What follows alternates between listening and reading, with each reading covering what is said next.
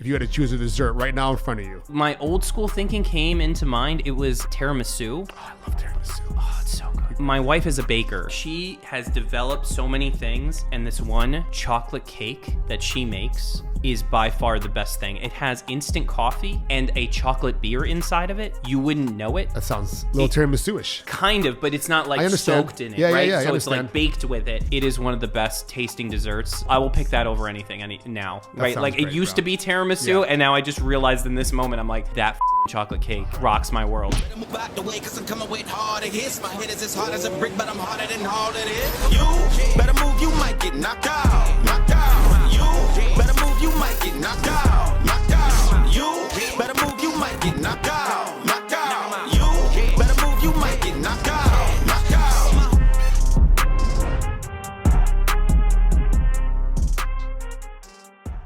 This episode is brought to you by Visit Luzerne County. Craving a slice of excitement? Dive into the Visit Luzerne County Pizza Trail. Eat pizza, earn points, and turn those points into prizes. It's simple. Sign up for free at visitluzernecounty.com to get started. No apps, no hassle, just savory rewards. Check in with the partner restaurants to rack up points with every delicious slice. The best part? Those points unlock awesome pizza-themed prizes. Where else can you eat pizza and earn rewards? Sign up for free today at visitluzernecounty.com and start enjoying points on the Visit Luzerne County Pizza Trail.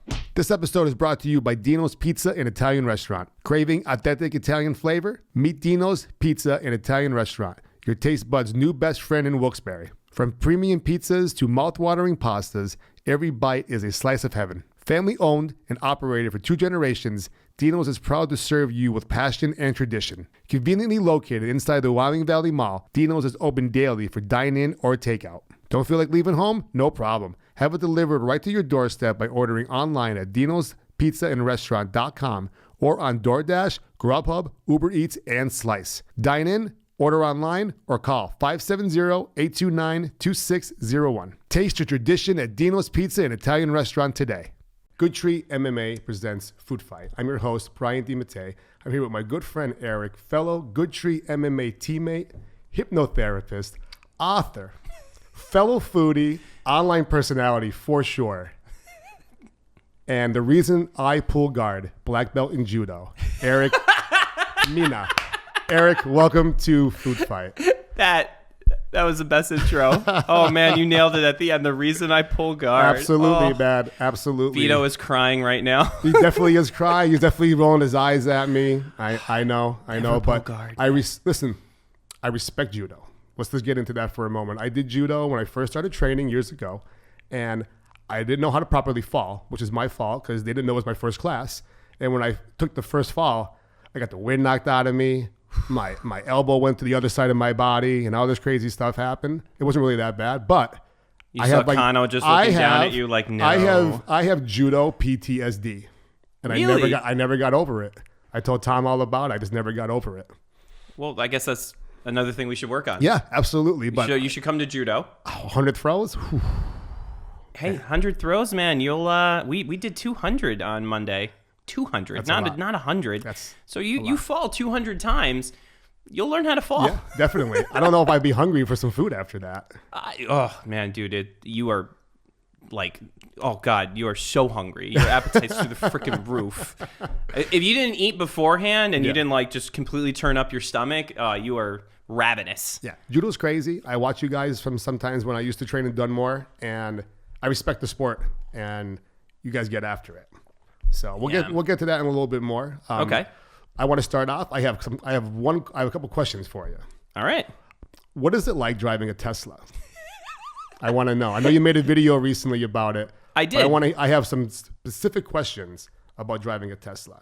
How is the drive itself? So I got a Model 3. It's a 2023, just for reference, and it's nice. I really love the drive. It's comfortable. It could be a little bit more like smooth, but at the same time, like it's got that ability to go from like a nice driving easy car to like a sports car style in like 2 seconds and a couple of buttons.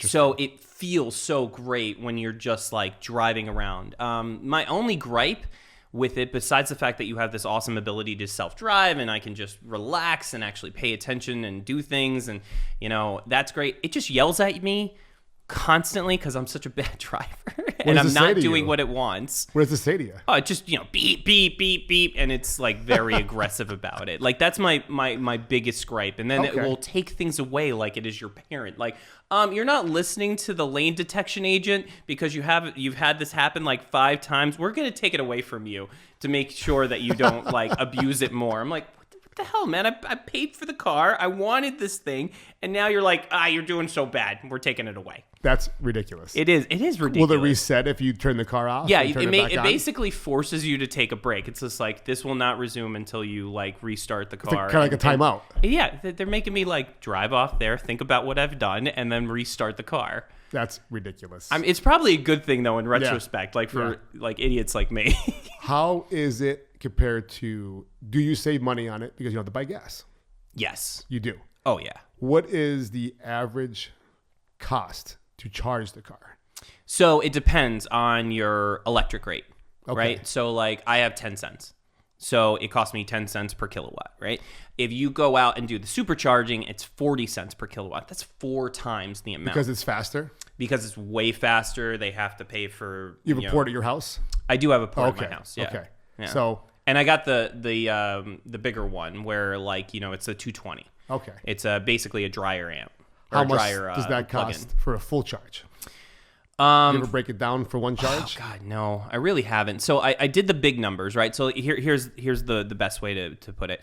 I drove on average around 30,000 miles a year. Okay. Right? Yeah. I would spend at least $6,000 depending on gas prices a year on just gas alone. That's crazy. It's right, exactly. So that's if I over did $500 a month. That's a car payment. it's exactly right. So what I found out was if I got the electric car and I did the math to justify the purchase of paying more for this car, and if I did the same amount of driving, it would cost at least $300 to $400 less in electric than in gas. So, like, take that number and put it in a third. So all that could go into a payment. It could go into anything else. Like you save a ton. And if I charge at my house, obviously, at 10 cents versus 40 cents, it's way better, which is what I normally do. That's a good deal. Yeah. How fast? What's the fastest speed you what I'm allowed to do?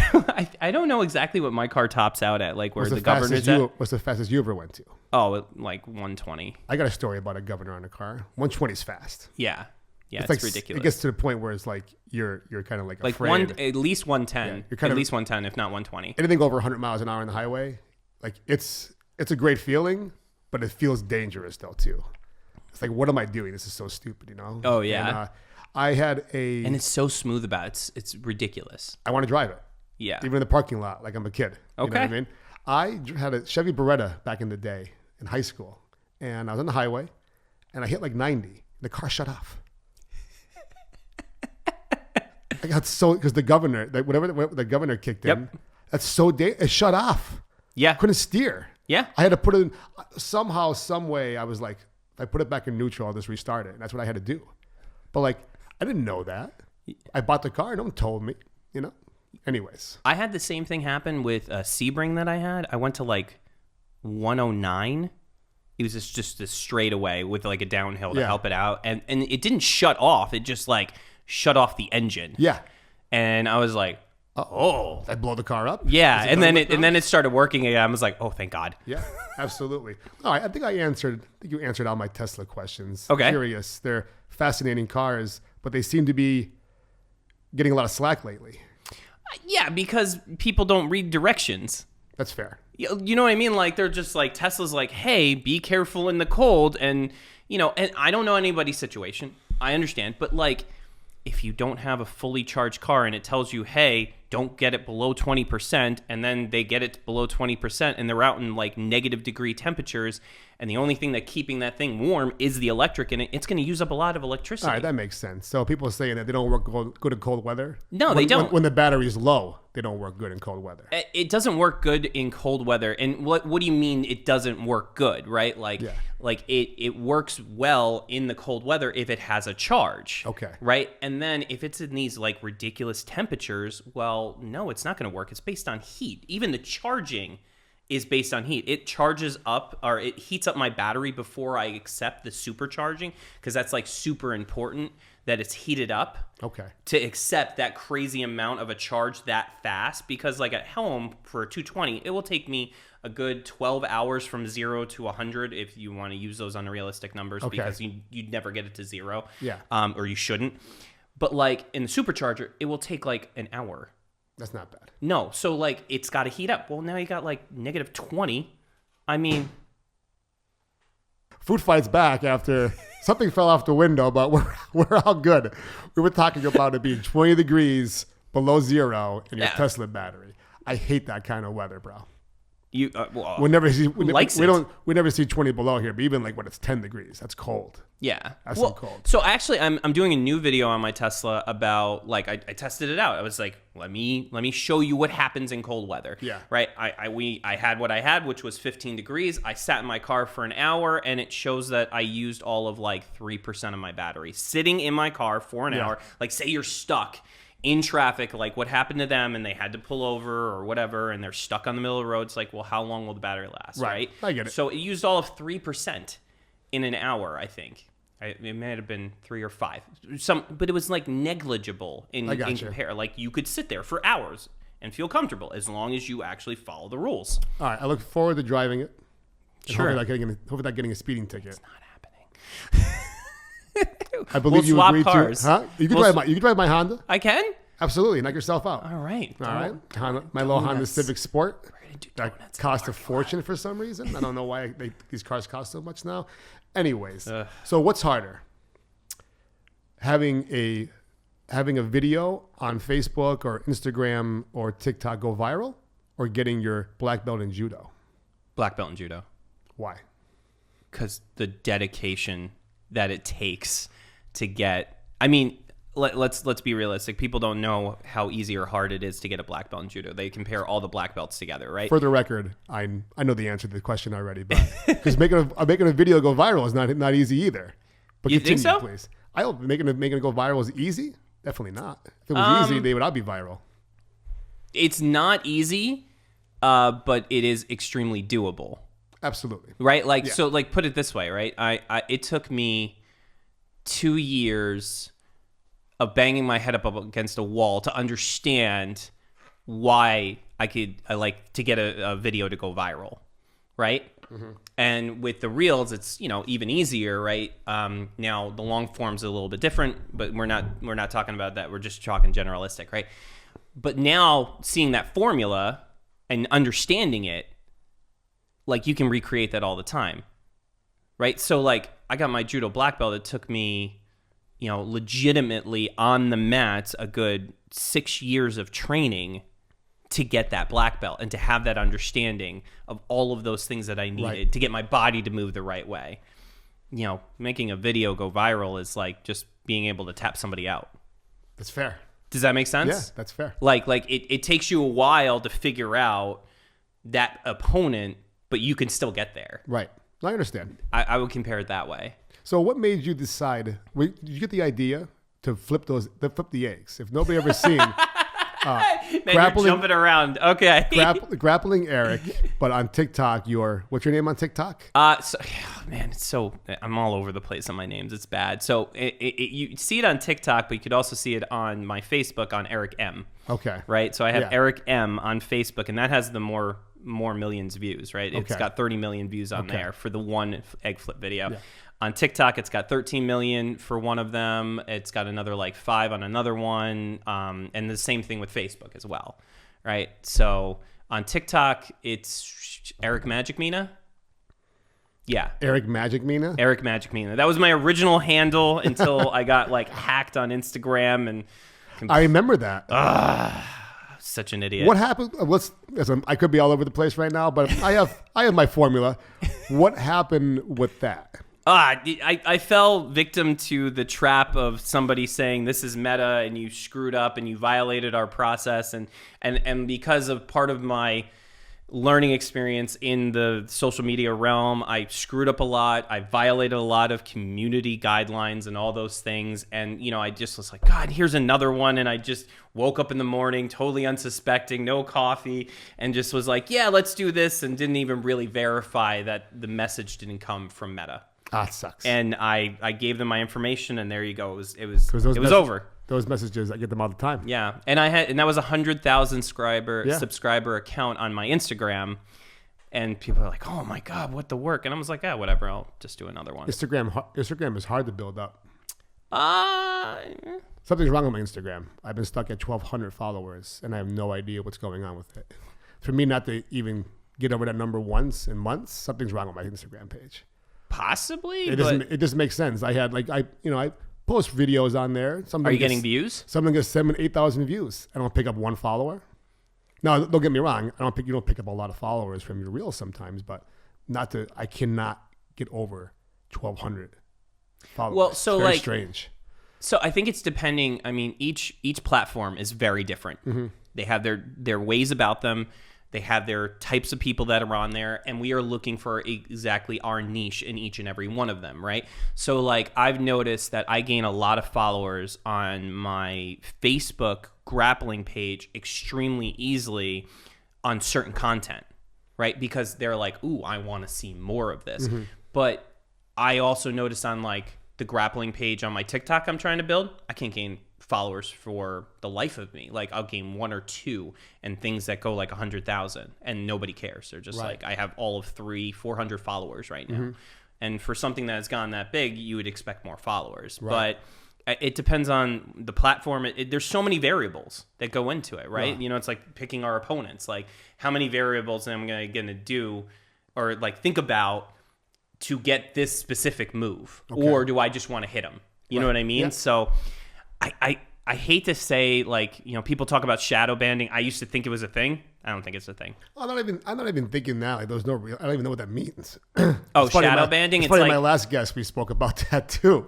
It's like the belief that Instagram stopped you from getting followers or getting views, or like a platform like screwed you over in the process. And I just realized I was making crappy videos. That's fair. Yeah, that's fair. Or I have videos that people absolutely love but don't care to follow me because they don't like it. I don't expect to pick up like 100, 200 followers of a video, but like I seriously, the highest number my followers got to over the course of months was like 1,202. I purposely like unfollowed people, had people unfollow just to see if the number will go up, and it's been like a 196 for the last 2 weeks. It's very strange. So here's the thing: could I unfollow you and then follow you, and you'll get the number? Probably. Well, maybe. So it's like obviously but there's something wrong with this. Just the fact that I didn't pick up even like 2 followers. It's just strange. But I don't really build my Instagram up too much. Well, you got to also remember that Instagram, I think it depends on what you're showcasing. Okay. Because they've changed their algorithm. Okay. They stopped doing the reels as much. I mean, like, granted, it's still there. They want regular posts now? They changed their algorithm to more showcasing the carousels of pictures. Okay. Than just the reels. There's still the reels on there, but they're not pushing it as much as like Facebook is. Facebook is pushing the reels. Yeah, because they forgot what their main followers were about, which was pictures in the beginning. So they went back to that. So with your judo background, right? I know we touched on you getting your black belt. You got your black belt recently. I know that was a really big accomplishment from you, and I know that you humbling tournament after tournament after tournament. So in jiu-jitsu, you know, we get promoted on, you know, our skill level, constantly showing up and improving. Mm-hmm. Tournaments might come into a factor, but not too many people do tournaments. Not in our gym, at least. Our gym doesn't care too much about the tournaments. Right. But when it comes to your judo, to explain it to me, getting promoted in judo is different than getting promoted in jiu-jitsu. Tournaments come a big factor into that. Get into that a little bit. So there's different requirements, and the reason why is because it's an Olympic sport. Okay. Right. At least that's a big reason at the moment. I never thought about that. That's fair. So we all have to set a standard to be qualified to go to the Olympics with a black belt. So you have to show that you have gotten this many points to USA Judo, and you have your coaches confirm that they have achieved this many points to qualify just to get their black belt. Right. Now, granted, in these gyms as well, we have the time put in, which is dramatically more. Okay. Right? So for you to get your black belt in our gym, I believe you need at least 12 years of practicing without competition points. Okay. Right? Okay. So you've put your time in, you show you've understand it. You understand what's going on. But think about the fairness, right? Like I get a point if I beat you if we're at the same level. Well, now I've shown that I can beat you, I get a point. Okay. Right? So it shows that I'm actually applying what I'm learning and that I can actually do that at the level that it should be at. So I think there's a huge amount of fairness that happens for that as well. That sounds right. Yeah, and then obviously you have to know your knowledge and demonstrate that you can show, especially for a black belt, that's a big thing, at least in Judo, is that you can teach a class and you can show these moves and break them down. That's a big thing. That was my next point. The people that put the time in but don't do tournaments, they have to be expected to be able to be an instructor. Yes. At that black belt level. Yes. Yeah, That's you fair. put the time in, you know how to show how to do this move and how to execute That's it. fair. Yeah. And a big misconception when it comes to MMA, especially jiu-jitsu and judo, people think that, oh, you just show up, you get promoted, you do whatever you think. There's levels of it, just like we're talking about. You know, there's the younger guys that come in and they want to be competitive, they're held to a different standard. But if they keep winning tournaments, they're going to move up because of competition reasons. Then there's the middle-aged guys like myself, who, and I compete as well, so I'm held a little bit of a different standard. But you're showing off your skills. Yeah, but you know, there's a lot of guys my age in their 40s that they come in, they want to learn self-defense, and they move through the ranks because they show up and they could do the moves while they're rolling, but they don't have no aspirations to compete, which is fair. So it takes a lot to compete. It really does. Yeah. And so there's such a discrepancy, even though that you kind of like, for the outside person, you put them in the mix, like, oh, the black belt here, black belt. Well, man, judo and jiu-jitsu, completely different belts. I mean, I have a video on my YouTube that I showed, and you know, that got decent views. It got like 17,000 views on there about the difference on getting your judo black belt versus getting your jiu-jitsu black belt. And like, there's no standard that I've seen in jiu-jitsu whatsoever. Like, what do you mean? Across the board, if you go to any gym, there's basically almost no standard. You say it's different for every gym? It's massively different. That's where I was getting at. Yeah, it's massively different. There's no, like, our gym is starting to be a little bit more like, hey, this is what you should know and be able to profess it and show it off. Yeah. That's awesome. There's at least a standard there of there is. I love the way we do our promotions at our gym. Yeah, Twice but a everywhere year, else, yeah. like, it's just subjective. Like, you got like the old Brazilians that are just like, oh, throw a belt at somebody. Oh, he's been here, he's doing good. He tapped out, Joe Schmo. Give him a blue belt. Yeah. Like, yeah. What? I know. Yeah. Like, there's no standard. And then in judo, like a judo black belt, it's not as big of a deal. I'm sorry, I'm going to state that. As a jiu-jitsu black belt, because a jiu-jitsu black belt like is held to the highest freaking standard, and it's gotten just like more and more requirements that you need to even get there over the years. Right. Like that's a 10-year process minimum of practice. But like, each country treats the judo black belt differently. Like Japan, you could get it in like 3 years, right? And they're just like, give it a black belt, get them competing, because that's where they really learn. Okay. And like, how can we say anything about Japan when they're the ones that keep on winning the freaking Olympics on the regular? That's fair. You know what I mean? So That's like, fair. oh, how dare you give out a black belt and like, How dare you keep winning? Yeah, but you keep winning. So like, you obviously know what you're doing. I was watching judo in the last Olympics. Yeah? It was fun. It was really, really fun to watch. Be cool to see some jiu-jitsu in the Olympics. Probably never happened. Jiu-jitsu is judo. Yeah. It came from judo. I understand that. Talk to Maeda about it. He taught the Gracies. Come on. Like, so there should be the judo and the jiu-jitsu on the same mats on the same day in the Olympics. No. Do you really want the Olympics to have jiu-jitsu? What would be wrong with that? What'd be wrong with that? Okay, let's go down that avenue. Please, yeah. Okay. So, do you know how many rules are created in judo that has given problems in the judo world because of the Olympics? I believe either we talked about this before, yes, or somebody else has that exact point where they would ruin jiu-jitsu. Yeah, Vito said it right off the bat, and I was what? I remember that conversation. You're right. The reason why so many things have been taken away from judo is because of the Olympics. And to be fair to the Olympics, they are a spectator sport.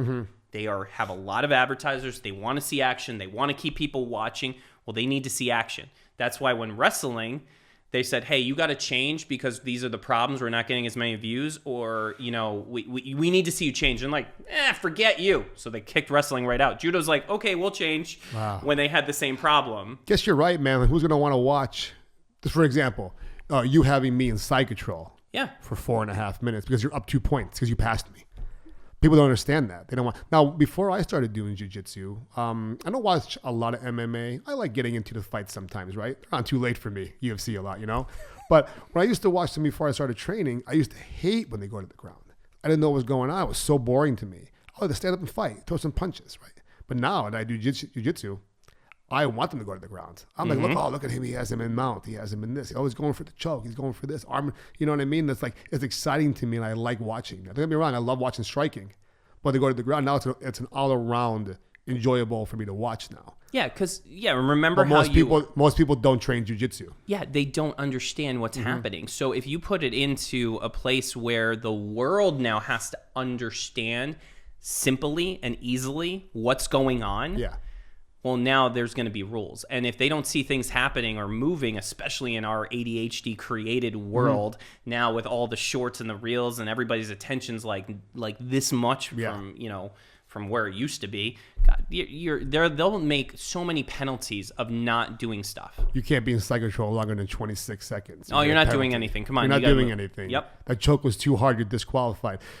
That's why they do that in judo. In judo, you get all of like 5 seconds, depending on the ref, to show progress. Right. If you have not on the ground shown progress, then they're just going to stand you up because they want to see the big throws. I understand. Yeah. Didn't Taekwondo, last Olympics, the guy knocked the guy out, and then the guy that got knocked out won the gold medal, right? Yep. Yeah, and I don't know their rule set, but apparently that was because you're not allowed to knock somebody out.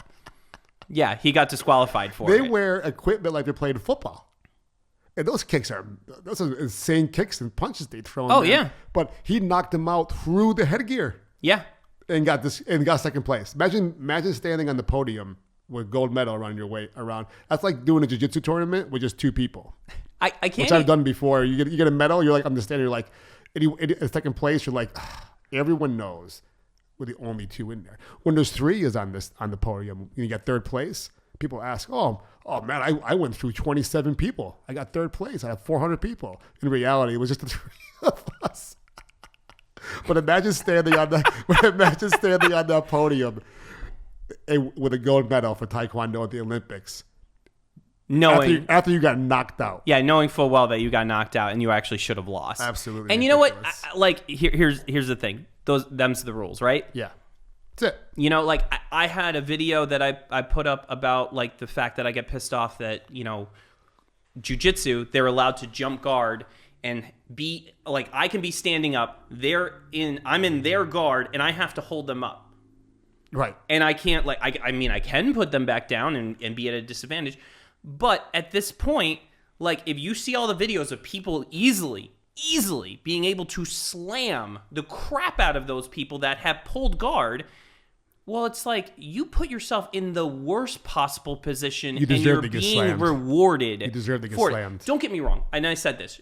Being slammed in that position is horrible for you. It should be illegal. I wouldn't do it to somebody. But what my gripe is, don't give the advantage to the person that put them in the worst possible place. Like that takes away from the idea of the sport. You're talking about jumping guard, right? Yeah, like if they jump on you and you're standing up. And some leagues outlaw that. Some leagues, some like jiu-jitsu competitions. So in judo, if that happens, they don't allow that to happen. They call mate. Because they know the person that's in guard is screwed. Okay. Because like you could easily just like boom. Oh, it would hurt so bad. It would hurt so bad. So why does this guy get the advantage? Yeah. Why is the guy who pulls guard gets like, oh, I'm allowed to stay here and do what I want, and you have to like hold me up here? Like that's some bullshit. I agree. You ever see people like they jump on them in the MMA cage and then they run across the cage and they're running and they're going down and they just they just power slam them, man. How do you not get killed? Oh, it's so dangerous. It's so you have to like really know how to break fall. Yeah. To talk about break falls. Tuck your chin. I got really good at break falls. I teach the kids all the time to break falls. I think especially with you get really, really tense, and in the break falls you can't be tense. No, You gotta be relaxed. I'm learning to be, the more I uke for Sensei Tyler, the more because he always calls me still. You're too stiff. You're too stiff. You're too stiff. So I've been loosening up more, just letting it flow. I know what he's doing. So if we're going to the right, Unclench those butt cheeks. Of yours. I learned all about that. I learned all about that. Absolutely. So we're gonna shift gears a little bit. Okay. Get into your personal life. Uh-oh. When did you decide that you wanted to be a hypnotist, and what is that like? When did I decide? When did you get, like, what made you think to yourself, you went to school for psychology, correct? Yeah. Okay. So what made you want to go to school for psychology? I was assuming that's when it all started? Actually, no. It's where it ended. And that's where it ended? Yeah, okay, go into that for me, please. So I've always been someone that's like, dances to the beat of his own drum kind of thing. That's what I was always told, and like, following the rules. I always did what I wanted to do, right? And I didn't even want to go to college because I was like, what am I going to do? I don't know. This isn't like, I don't want a real job. I know that about myself. I hate them. Like, I need to have the chaos in the back. What was your first real job when you were 16 or 18 back in the day? My first real job? Yeah, oh, God. I've had 27 jobs from the age of 14, 15 till I was like... This episode is brought to you by Genoa Wholesale Foods, a family-owned pizza and restaurant supply company located in northeastern Pennsylvania. Genoa carries over 500 different products and provides services to hundreds of pizzerias, restaurants, delis, and taverns. Tomato products, cheeses, flour, spices, poultry, meats, pastas, appetizers, oils, paper products, pizza boxes, you name it, Genoa has got you covered. Call Genoa today at 570-823-6142 or visit them online at genoafoods.com. Again, that's 570-823-6142 or GENOAFOODS.com. Genoa Wholesale Foods, servicing the pizza and restaurant industry since 1947.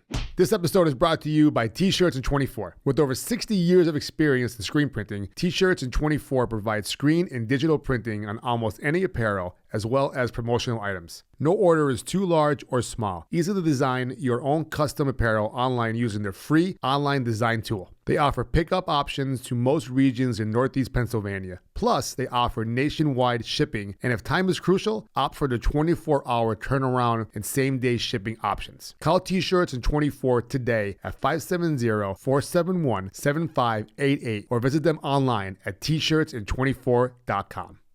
What was it? What was the math? Like 22? All right, let's go back to the... It was ridiculous. We don't have time for 27 jobs. I think my first real job was being a lifeguard. That's pretty cool. Yeah, again, it was at least more active. You know what I mean? Sure. Like, it wasn't like a normal job. But anytime I've had a desk job, I want to blow my brains out. Oh, absolutely. Ugh. Yeah, it kills me. Yeah. Anyway, so I've always enjoyed understanding people. I've always enjoyed listening to people and being there for someone. That was definitely one of my, if you talk about the 7 intelligences, like, that interpersonal skills was something that was natural to me. Okay. Like, I loved people. I loved making people happy and, laughing or, like listening to them. So, it made sense to at least study psychology. Right. Okay. And, to understand them better. I didn't know what I would do with it. So I went into all the social work fields and, I was like, oh, let me see if I can help people here or there. I worked for the Arc of Lackawanna, in a home and being on one-on-one with those guys, in my home. I worked at, Friendship House, which with kids with social disorders. Okay. And, that made me cry. I called up my dad after reading some of the stuff. And I was like, thank you for the life that you gave me. Like, that was a big deal. I bet that was... Yeah, it was... Yeah, because I was like, man, I thought I had it hard. No, I didn't. Not at all. Not one little bit. In retrospect, we all have our stuff, but whatever. But while doing all of that, I always looked at the numbers, and the numbers were, especially in the social work field, if you can help like 10%, you're doing a good job. And that didn't make any sense to me. How about that? 10%. Yeah, in the social work. And the problem is that the majority of the people that are in the social work field are like forced to be in those programs. And you're like having to force to help someone that doesn't really want to be helped. Right. So like... How are they forced into the program? Whatever, say you have a DUI, right? You're forced to go to AA. Oh, okay. That kind of a, easy scenario. If you're... acting out in school as a teenager, well, they force you to go to therapy. And it's just like, well, that teenager doesn't want to be there. Why are they going to want, how am I going to help somebody that doesn't want to be here? So it takes a lot more effort. And then what ended up happening was that while I was in college and I was doing like helping out with, this is a long story, I apologize. It's okay. While I was helping out with the activities area in my school, and we were bringing in entertainers and speakers and all those kinds of things, like I ended up like talking to a magician and a mentalist who could like read your mind. And obviously being in psychology, that got me excited. I was like, oh, that's cool. I want to know more about that and see if there's like another way that would like make this process easier. If I could understand somebody, maybe I could talk to them better. And then while I was doing that, I was doing magic and, having fun interacting with people, learning that psychology. A year later, after doing magic as a job, because I got inspired from him, and just having fun entertaining, he's like, I think you'd make a really good hypnotist. And I was like, dude, I've been doing magic for the last year. What the hell, man? Like, and then I saw one, and I was like, wow, yeah, amazed by what this person could like influence for these people, not for a negative aspect, but just to get them. And they were all looking like they had a great time. And then looking into the hypnotherapy, and obviously, that made sense. That was it? That made sense to me. I'm like, wow. Because then I started seeing that as a hypnotherapist, talk therapy takes, on average, anywhere from a year to 2 years, depending on what you're talking about. Okay. Of talk therapy, once a week. Yeah. That's a long, long time. And as a hypnotherapist, you can take that time in like a 10th. Okay. It's ridiculous. And like certain things could be done in 3 sessions. Like that's all it takes, because you're bypassing the conscious brain and talking to the subconscious mind. So that just like got me like insanely excited. And then, but to do the whole process, I don't know, but I ended up on stage, right? Yeah. And I realized that I could help more people by inspiring people to use their brain better, by showing them, hey, look at all this fun stuff. And they're like, wow, maybe, every time I would get done, there would be somebody like, wow, that was really powerful. Do you think it could help me here? Yes. Go talk to your local hypnotist. Yes. Talk to me. Whatever. Okay. Interesting. Mm-hmm. And does your job bring you satisfaction? It used to. We'll get into that. Why doesn't it anymore? So I mainly focused in on colleges. Yeah. I loved it. I felt like I was not only my personality and, my ability to connect with them was there. But like I was also able to inspire a younger group of people that I had an affinity to. Another part of the reason why I have ADHD. Okay. It's diagnosed at a young age. Yeah. And I, went and was put on Ritalin, absolutely hated it.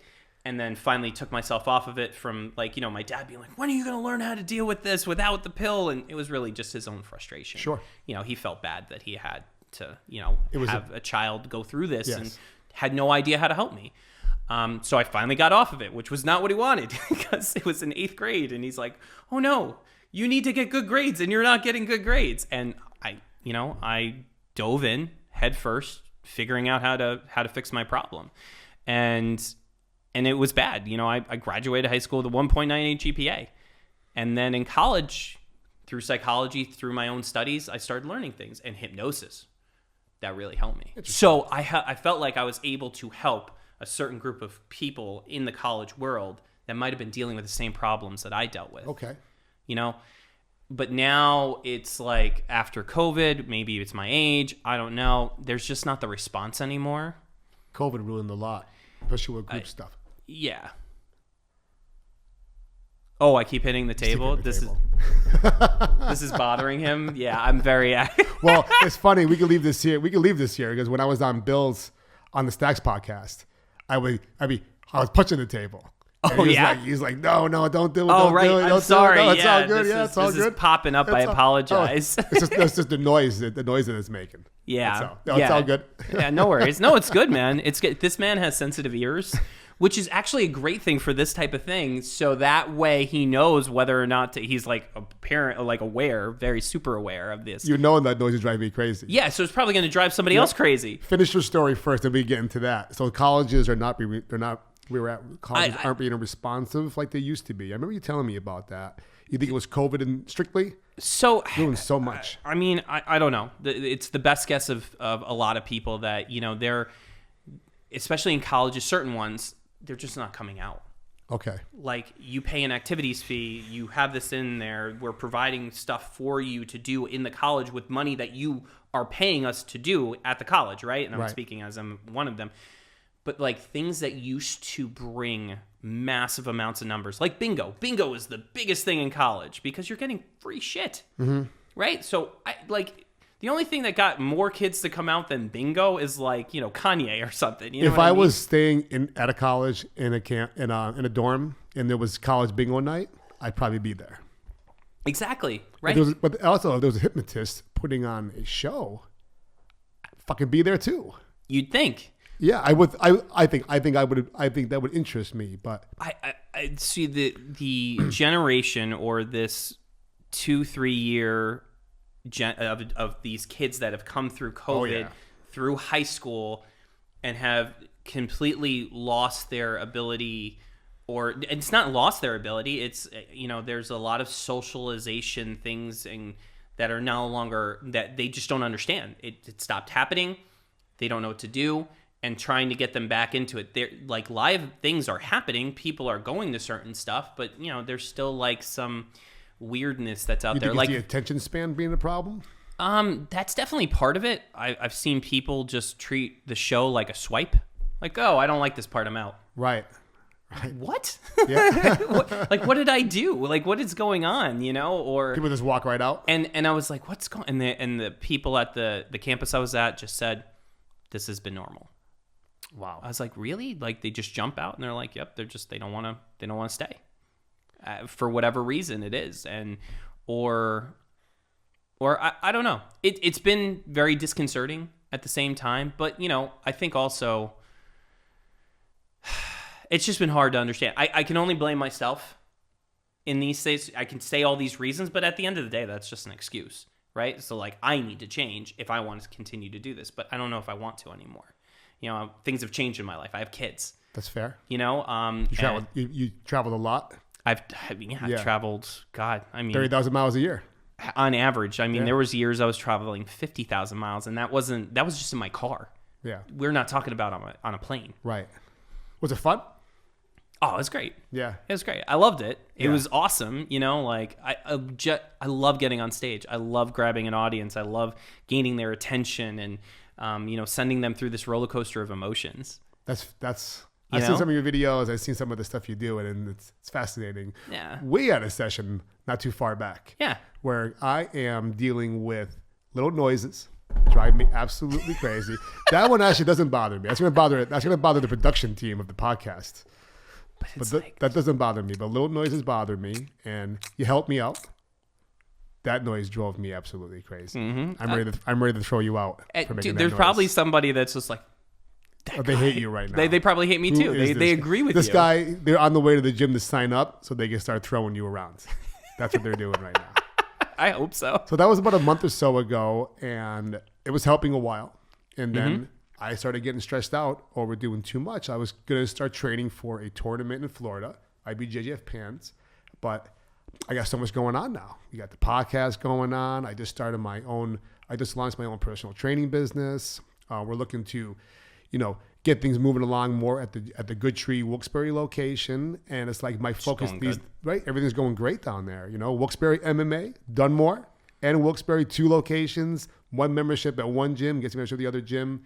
I may be biased, but it's the best. Shameless plug. It's the best in any PA. You're going to have great instructors. They care about what we do.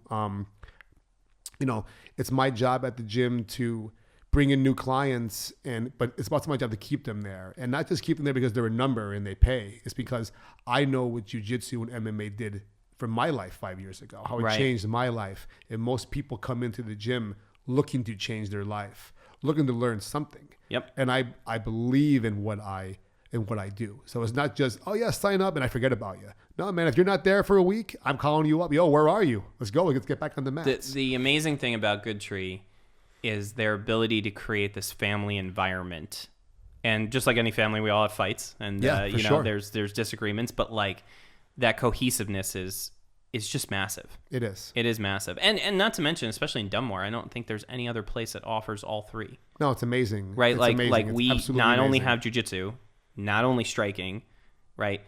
That goes into the MMA as well, right? Absolutely. But and I said all three, but then it's the only other place that has judo. Unbelievable. And one Like, of the best that's judo huge. programs in the state. And it's all in the same. It's unbelievable. Yeah, it's great. It's amazing. So let's go back to, though, what you were saying. You were having, right? So like to give some more reference or like context, how well after our one session with this issue that has been like domineering over your whole life, it's been like horrible, right? Yeah.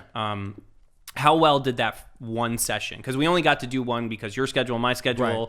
you know, and it was great because I think what happened, right? So what happened for you? So in the beginning, one of the main things was, and no, I think people could relate to this. It gets to the point where like my neighbor downstairs, his TV was just so loud. It wasn't loud to the point where it was like everyone in the room be like, oh, the TV's so loud. What's going on in the room? It was that frequency. It was that noise, where that vibration of the floor. I think he mounted his TV on the wall compared to where it was for the last 2 years.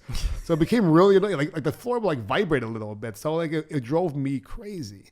And I'd be watching my own TV, and I would stop listening to my TV to focus on the TV downstairs. Yep. And it never used to be like that. But, you know, you pointed out to me, like when I was leading up to it, was getting worse and worse because I was getting more stressed out in my life. I had unfinished things in my life where, you know, I got certified as a personal trainer and I started my own business, but I didn't bring on any clients. I don't know what I was waiting for. I was learning to be a salesman and operate the MMA gym, you know what I mean? So that worked out really well. But I was dragging my feet. I dragged my feet studying. I dragged my feet doing it, dragged my feet doing that. But it was things being unfinished is what stresses me out. And the more that kept on going, the worse the noises got. And it'd be anybody, people sniffling, heavy breathing. I'd focus on it. I would unfocus on the things that's bringing me joy. Drinking my coffee in the morning, watching TV. I focus on all the noises around me. And then we had our session. You made me understand that when I'm stressed out, I'm hypersensitive to these noises. And then I started to calm myself down a little bit. I forced myself to watch TV in my living room with the noise coming from downstairs. And I'm able to block it out a little bit more. He's been on vacation all week. It's been real peaceful in my fucking house. I hope he fucking never comes back. Tell me this isn't like great motivation to like get you moving to get your own place. We have my own house. Our own Like house. your own house. Absolutely. Yeah, right? Me and my fiance Shannon, we plan on getting married and love to get our own house. Yeah. So, And then what I was trying to do is more like another perspective switch. Like you're looking at it as a handicap. It's more of like, ooh, this could be motivation. Like how do you turn this into a positive? Yeah. And that's a big thing for me. yeah, and it wasn't just the noise from him coming downstairs. It was everything else. So that was what got my attention really on it. And then, you know, I asked you to help me out, and I just never pulled the trigger on it, and we finally did. And for that first month or so, things started getting a little better. I was more tolerant. I know I had to put my work into it. Yep. If you break your leg and get a cast, the cast will heal your leg.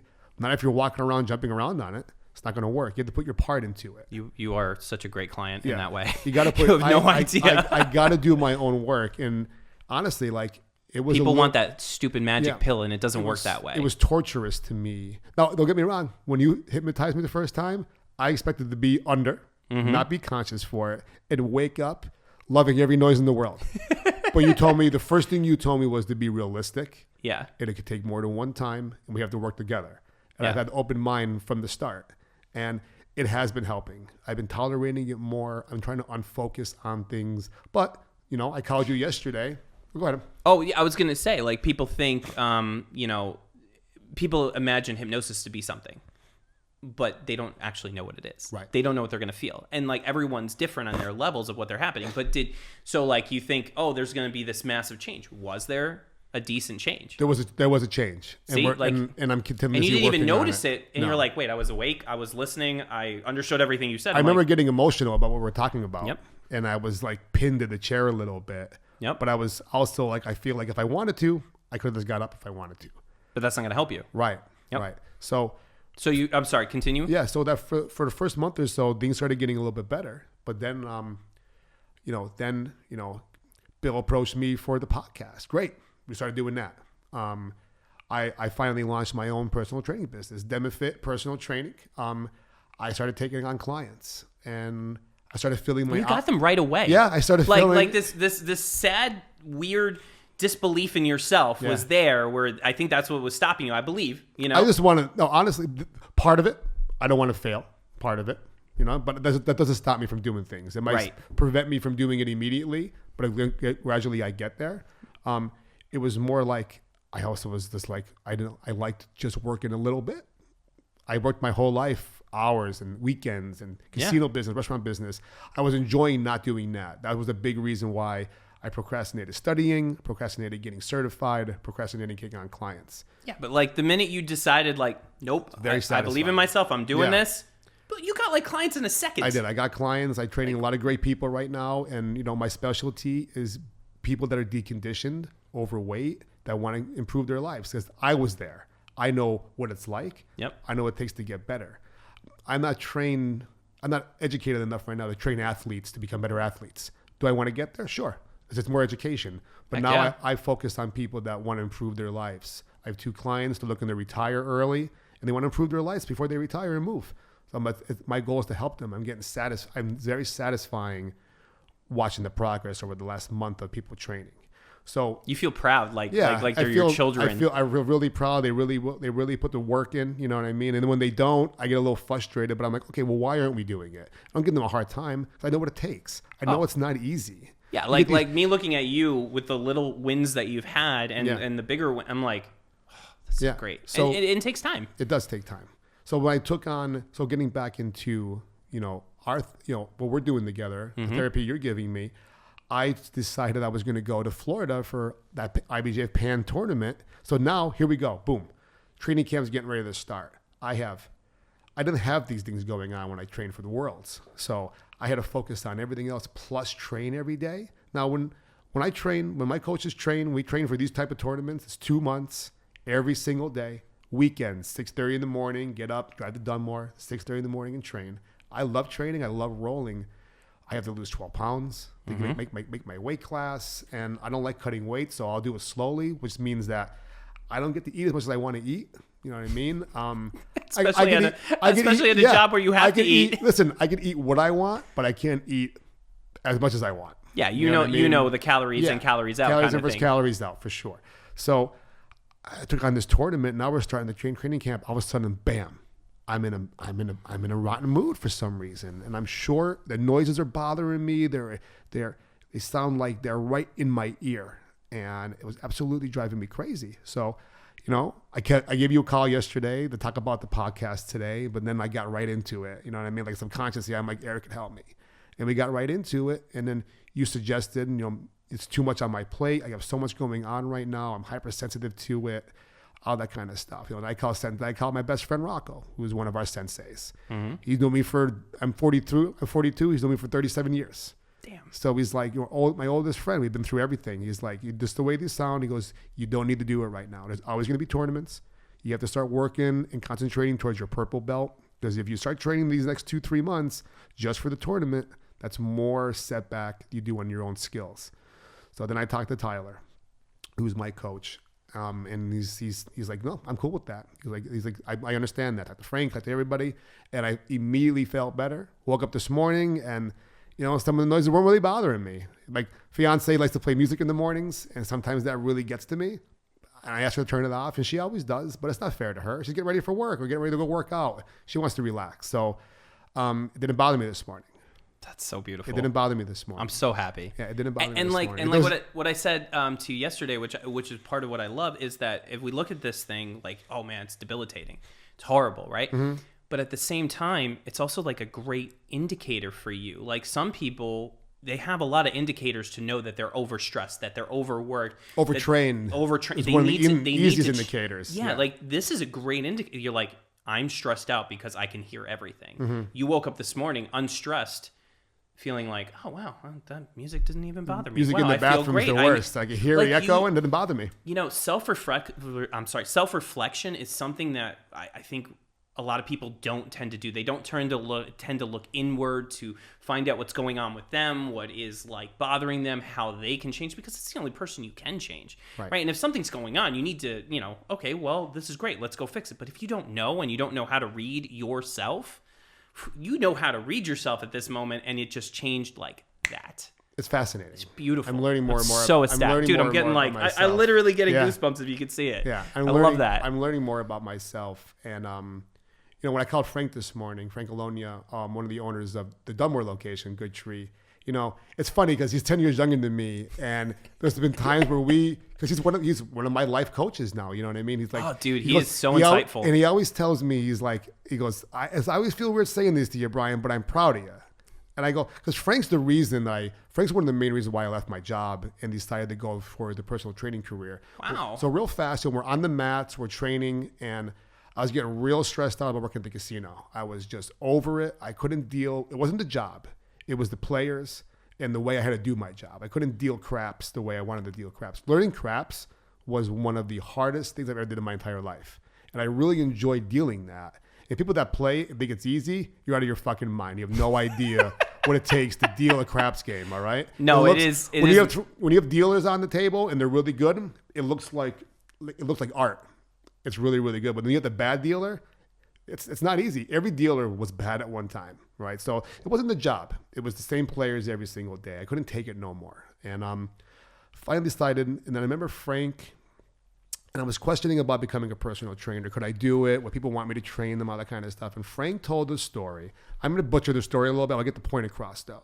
All Frank wanted to do, you probably know this, what Frank wanted to do was train jiu-jitsu and work at the gym. That's what he wanted to do. But I think his parents wanted him to go to college or whatever it was. He went to college. He was sitting behind a girl in college. And the professor asked the girl, what's she doing here? What does she want to be? She goes, I want to be a professional dancer. But my father wants me to go to law school just for a backup. He's like, well, you should be in New York right now pursuing your dancing career instead of being here chasing a backup and not putting the work in for what you really want to do. And Frank said he got up. I don't know if it happened that exact day, but that's when he decided that he wasn't going to go to school no more. And he's going to chase his dreams while he still could. And now he's the owner of 2 gyms, and a great person, and one of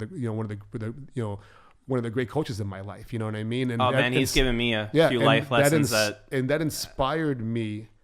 I was like, okay. I went home that night. I went home that day. I applied for NASM personal training, paid for it, got the packages, sat on it for a little while, and the rest is history. But I met a lot of great people at jiu-jitsu, a lot of wise people at jiu-jitsu, and that is what inspired me to make a change in my life. You know what I mean? And now I have a food page and all that kind of stuff, and everything's starting to come to it. So I'm super busy now. I want to focus on the podcast. I want to focus on my business. I want to focus on the gym and training jiu-jitsu for 2 straight months every day. You train for tournaments. You know what it takes. You're getting pushed to the limit. You're getting yelled at by your coaches, and you're going home. You have a bad day of training, the world's over. The tournaments, I already lost. There's no fucking way I'm going to beat this guy. All because I got passed. All because I got passed and stacked by a black belt. I'm a blue belt. And it is very hard to compartmentalize those things when you go home because they just eat at you. And then you go back the next day, have a great training day. Yep. And now I'm world champ. Yeah. And then it happens again the next day, bad training day, good training day, bad training day. It's a fucking 2-month roller coaster. I found myself crying in the shower when I was training for Worlds. I was getting pushed to the limits, like my mind and my body. My mind is younger than my body. Like I'm 42 years old. I know my limits, but I push them. And, I like to keep myself in shape. I like to eat well, so it allows me to train this way. But man, it gets a little harder every single day. I wish I started doing this in my 30s and my 20s, But you can't, right? No. It's great that if anyone's... You're just happy you found it now. If anyone's looking for an outlet, looking for something different to do, if you're already in the gym lifting weights, you're looking for a change, MMA is that change. You come in there your own pace, learn at your own, come in a couple of days a week. Yep. You train the way you want to train. There's people that train 100 million miles an hour, and there's some people that are walking through it. Yeah. We have members of all ages. Kids, young adults, guys in their 50s, 60s, 70s. Sensei Dom is 70 years old, and he's a beast. I love Sensei Dom. He would have killed everyone in the gym if he wanted to. He's unbelievable. He's solid as a rock. He's such a great guy to look up to. Yeah, I've been in that gym for like 10 years. Yeah. And the best part is watching Sensei Dom with the new people. And like as they're trying to pass his guard, and he's just holding on to them, looking absolutely and this is an old man, right? Like an old man, and he's just like watching them do stuff, and he's like laughing, like what are you trying to do? Yeah. Like looking at you, and I'm like, I don't know. He manipulates. He does anything he wants to do. It's unbelievable. It's hilarious. Oh, so I appreciate you sharing your story about being a hypnotist, your judo story. Now, this is a food podcast, but it's also a fight podcast. So I know there's no food. I think Thanks a lot. I dropped the ball on not bringing food here today. So we're going to go do a food review after this. All right. Speaking of food, you can only eat one food the rest of your life. What is it? One food, not a combination of two different things. Well, so hard. The only thing you could count on that, yeah, you know what? A combination of whatever, like, for an example, pizza, taco, or whatever it is. What food would it be rest of your life? Rest of my life. You got to take into consideration, you make sure you get enough nutrients in that pizza, in that food. Okay, so sushi always Pizza's the right answer. I'm sorry, go ahead. I wasn't paying attention. Sushi. That's a great choice. Sushi came to mind. What sushi? Only one sushi roll though. You can't have only one. You can't have like.